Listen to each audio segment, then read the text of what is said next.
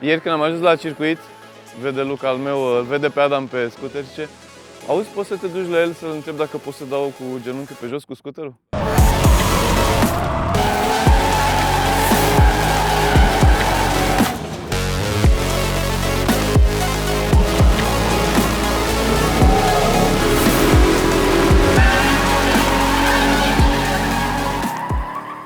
Ziua 2, hai, tot de aici aparent începe și layout-ul din ziua 2. Bă, da. Dar Nu erau foarte multe opțiuni, dar da. Din ce am înțeles, principala ta problemă ieri a fost chiar intrarea în virajul ăsta, nu? Mamă, da, deci ieri era un act de păr foarte dubios, dar acum e un viraj de viteză. Ieri se strângea prea mult, se ducea prea mult în giratoriu, acum se duce mai lin. Și anumite, asta e o clipping zone, că câteodată ai clipping point și un singur con, dar clipping zone e o zonă întreagă pe care trebuie să stai cu roțile spate, știi? Și probabil că de-aia a gândit-o așa. Dacă intri și vii aici interior, după aia la tranziție o să și ai loc suficient să faci tranziția și intri pe interiorul ăla de acum. Viraj 4-3. Bă, da, nu s-o obișnuit să am viraje din conuri, dar mă obișnuiesc. Băi, mai bine să fie din conuri decât din bariere de beton. Sincer, și asta. La bariera de beton ai atins odată și aia a fost out pentru restul zilei. Ideea e să nu lași gazul de tot în timp ce ești în drift, că dacă le lăsai tot te îndrepți.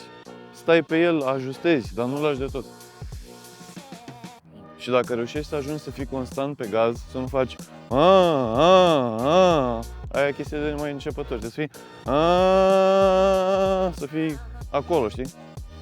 Iar mi-a tot zis să încerc să fac mai mult să mă joc cu pedala. Probabil trebuie să descoperi Da, cum se mișcă mașina. E, și ăsta e un viraj întreg. da, și ăsta e ultimul. Ai loc, că dacă te arunci aici și te duci prea mult spre exterior, oricât de tare ai veni, ai suficient. Da. Și termini. Bă, e mare, e ceva. Adică ieri am avut 75% din ce e. Da, Bine, dacă ai și viteza mai mare, s-ar putea să-l faci fix în același timp. Da. mai rapid. Da, și acolo se termină, stânga și gata. Da. Nu, bine. Hai să ne apucăm de treabă. Hai.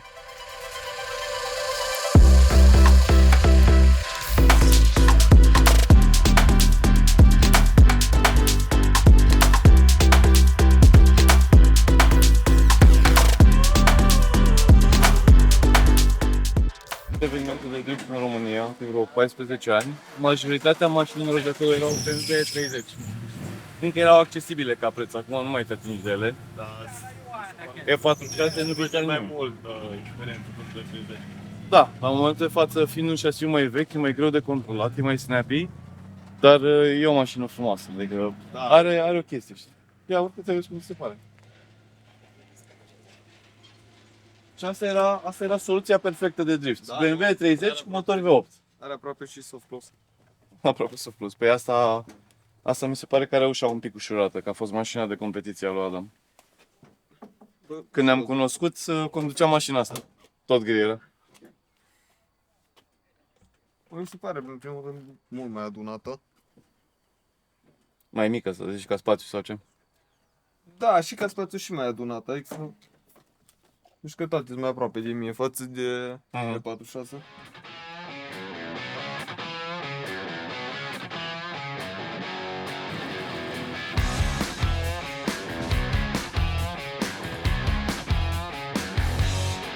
Acum, sigur o să dea. Da. Nu. Virare? Ba. Oh. Ba, agresiv.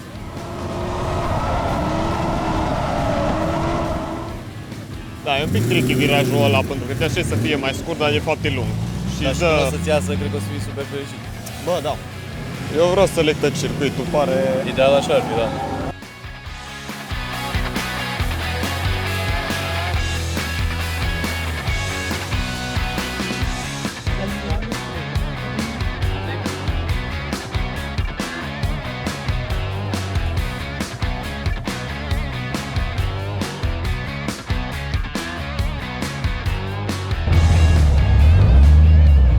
Just, take care about the rhythm of the car, just don't care about what I'm doing, like foot and stuff, just look at where I place the car.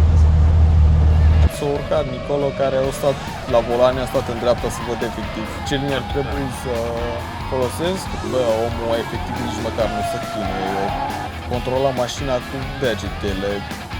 Am nevoie măcar un an de experiență intensiv ca să fiu cât de cât la nivelul lui, dar se poate.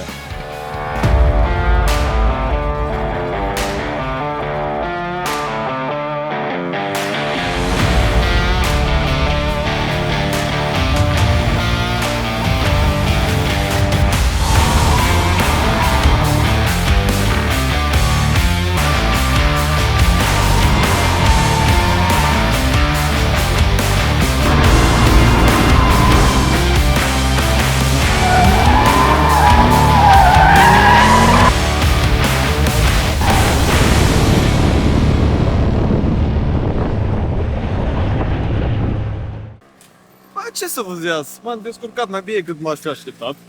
A fost perfect în acest BMW ușor low. Urmează să mai avem încă un practice, după care o să avem un battle cu toți cursanți. E normal că o să câștig, sunt sigur de asta. Tocmai ne-am urcat în Erez Bar Erez, prima mașină de producție de drift din lume. Sunt cu Luca aici în dreapta. A început să descurce din ce în ce mai bine cu BMW-urile 46. Genial! Și acum am emoții să văd cum mă descurc și eu cu un nou layout, care pare destul de rapid, da? Plană, vă arătăm pe GoPro. Așa cum ar zice piloții de drift japonezi, Gambate!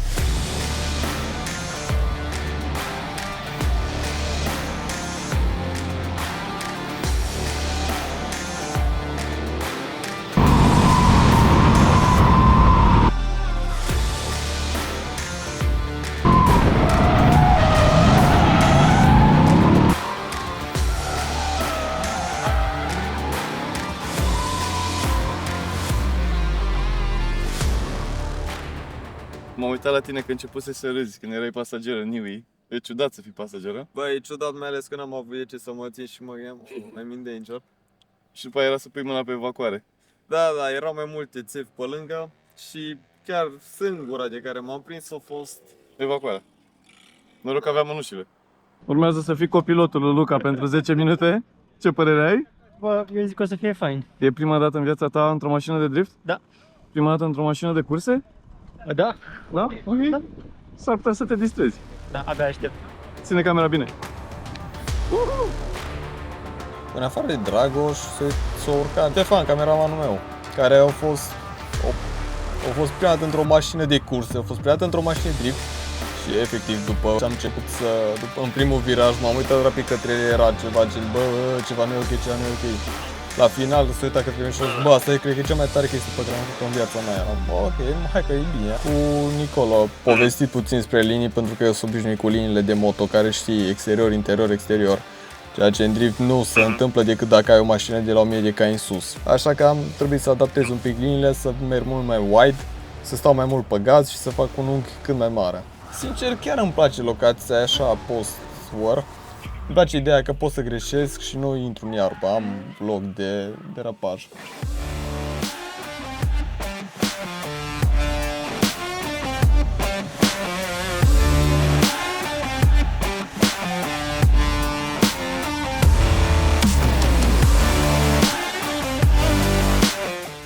Liniile în drift sunt total diferite față de cele de circuit, având în vedere că nu avem o mașină extrem de puternică.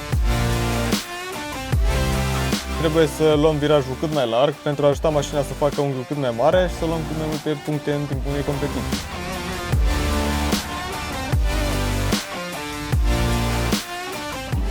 Principalul lucru pe care l-am învățat azi a fost stăpânirea tranzițiilor.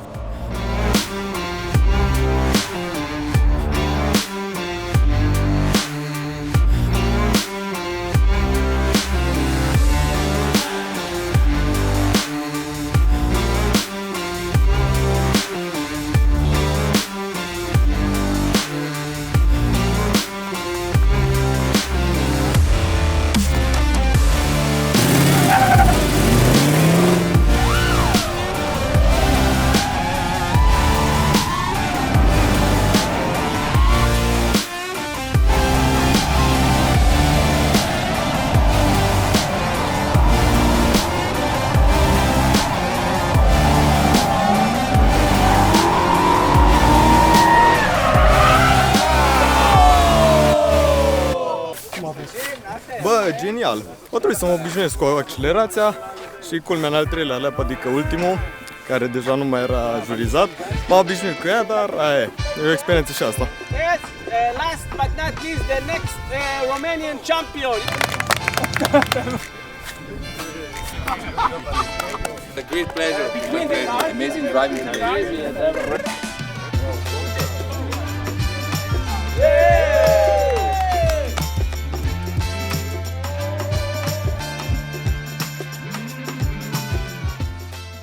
Salut!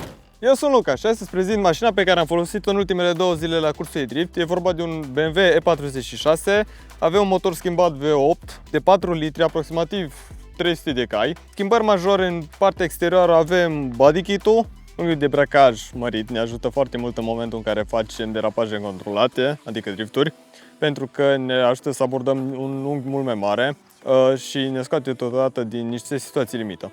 Interiorul e unul chiar foarte simplu, pentru că e o mașină de competiție, iar tot ce e de stradă a fost scos. Frâna de mână hidraulică, care e un feature destul de interesant, pentru că în momentul în care vrei să inițiezi un drift, în cazul în care nu reușești din puterea mașinii, poți să te folosești de frâna de mână. Aceasta are în general această formă, pentru că lucrăm foarte mult cu schimbătorul și atunci este mult mai ușor să ajungem de la schimbător la frâna de mână, să o tragem, decât dacă ar fi convențional aici sau electrică.